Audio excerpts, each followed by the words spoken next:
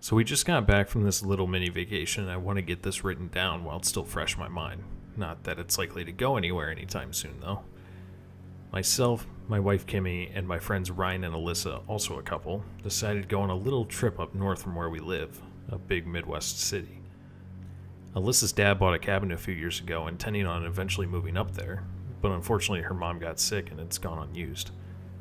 Alyssa thought some time away from everything would be nice and invited Kimmy and I to join, which we gladly accepted. We made the 4-hour trip to the town that the cabin was in, called Long Lake. When they said cabin, I was expecting a little run-down cottage in the middle of the woods, and while it was in the middle of the woods, it was anything but run-down. A long path through the woods that dips down before rising again leads to the structure, which is 2 floors. There's a bit of land surrounding the cabin on all sides and dense woods for as far as the eye can see. The backyard has a fire pit dug into the ground out a short distance, and lining the sliding back door is a patio set.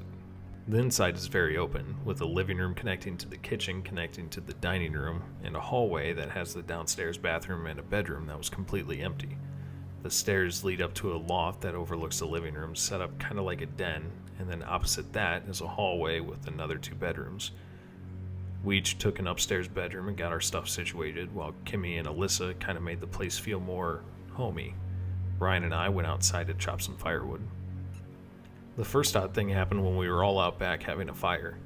It had been completely dark for about a half hour, and we were just sitting around the fire pit talking, and all of a sudden, as in seemingly completely out of nowhere, the fire just exploded. That sounds dramatic, I know, but it's really the only thing I can think of to describe it. A million little glowing orange embers popped out and floated up. The wood that had been strategically stacked was now a structureless pile. We all kind of let out exclamations and weren't really sure what just happened, but then the loudest, most pain squawking any of us have ever heard started ringing out, and something in the middle of the fire started flailing about. It was a crow. It didn't take long for it to die, since basically as soon as it hit the fire it was engulfed in flames. Also why none of us tried to get it out. It was bizarre. It was like the bird had just nosedived straight down into the fire. We sat around the fire for a while longer with no other issues, and we went to bed around midnight. All 4 of us were woken up just after 3:30 a.m. by a loud clap of thunder. It was weird, not only because there was no call for rain during the days we were supposed to be there, but because the rain was coming down hard, like drenchily hard, and once we were awake, we couldn't hear it anymore. But none of us had heard it until the clap of thunder. Kimmy and I had gotten out of bed when we heard Alyssa and Ryan's door open, and I looked out the window that faced the backyard, and in that short time it had been raining, it had turned the backyard into a swamp. The 4 of us went downstairs to hang out until the storm passed because the rain was coming down so forcefully it was seriously too loud to sleep through. By the end of it, the area around the car was just pure mud, and the road that leads to the cabin, the one with the dip, was flooded, effectively stranding us there. This freaked us out a bit at first, but then it occurred to us that we were planning to stay there a few days before anyways, and that by the time we were planning on leaving, it would likely not be a problem anymore. We spent the day hanging around the house, and shortly after we had gone to bed the second night, we were again woken up by a clap of thunder. But about 10 seconds after that, Kimmy and I hear Alyssa scream for the other room. We run out of the room and into theirs to see what's going on, and Alyssa's curled onto Ryan on the bed, visibly afraid. She tells us that there's someone outside by the trees. Kimmy and I rushed to the window to look, but there was no one in sight. We tried to reason with her that it was probably just an animal, but she was really shaken up. So the rain once again keeps us up, and once again we go downstairs to wait out the noisy storm. After about an hour, Alyssa had calmed down a bit, but then we hear scratching at the front door. It wasn't a threatening sound, more just like if a small dog was trying to let its owner know it's ready to come back inside.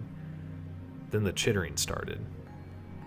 And at that point, we decided it was probably just a small raccoon or a similar animal, though why it would be trying to get inside was beyond us. After a few minutes, Ryan got up to go shoo it away, but I had the worst feeling about the entire situation. In uncertain terms, I told him to not open the door. He thought I was crazy for being so adamant about it, but he obliged. I think my attitude put the girls on edge too. The scratching and chittering went on for almost 2 hours, then it suddenly just stopped.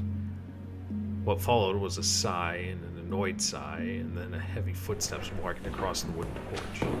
The entire length of the front of the house has a very nice porch with 2 windows looking out on it. Whatever was scratching at the door stood taller than those windows and did a weird kind of jerky walk, almost a limp, across the front porch, the silhouette of which we watched move across and then leap over the side out of our view. It was then obvious that we knew something was seriously wrong. Cell phones don't get any service up there, and Alyssa's parents had never set up a landline, so we picked a room to all huddle in until daylight came, and that was Ryan and Alyssa's room. I know, being on the second floor is a rookie mistake, a horror movie cliche, but the only room with the door on the first floor was a completely empty bedroom, and we all agreed that being in there would have just left us vulnerable, so we took a chance. Also, how was anything going to get on the second floor from outside, right? Wrong. After about 45 minutes, as we were all just sitting in the room with the lights and the TV on, Kimmy let out a scream of, "Oh my God!" and then pointed at the window. Upside down, as if it were hanging from the roof by its feet, was something. We could really only see its face, but obviously it was connected to a body. But the face, it was like someone had been blindfolded and drawn a face. The eyes were like 3 times as large as a normal person's and took up most of its forehead. The nose was pinched and small, and the mouth seemed to literally stretch from ear to ear. It had somewhat of an angry, if not blank, look on its face, and it seemed to be panting. My recollection of this, however, could be skewed, as I was quite afraid and only saw it for maybe 2 or 3 seconds. But all 4 of us described it similarly when we talked about it after the fact. Ryan yelled out, "What the fuck?" and the thing screeched and bashed its head against the window, hard enough to crack it. Then it pulled itself up, and we heard footsteps going back and forth across the roof. That went on for about an hour, and we all sat there with our eyes glued to the window. Eventually, we heard the footsteps go to the edge of the roof and stop. From where I was sitting, I could look up and barely see the spot where they had stopped, and I saw a shape in the rain perched on the edge of the roof. I nudged Ryan, and he watched too, and we watched it jump down on the ground and scurry on all 4 legs into the woods by the side of the house. For the next several hours until daylight, whatever that thing was spent its time climbing the trees and staring at us, standing at the edge of the woods and staring at us, and springing on all 4s to the ground right below the window and staring at us before going back into the tree line. As the sun rose, the rain stopped, and for about 45 minutes we worked on getting the car unlodged from the muddy valley the driveway had become. As we were driving away, the ground became dry only about 75 yards away from the house, and from that point, it was like it's never rained. I know that was a rather uneventful ending, but that's how it happened. All I know is we won't be going back to Long Lake anytime soon.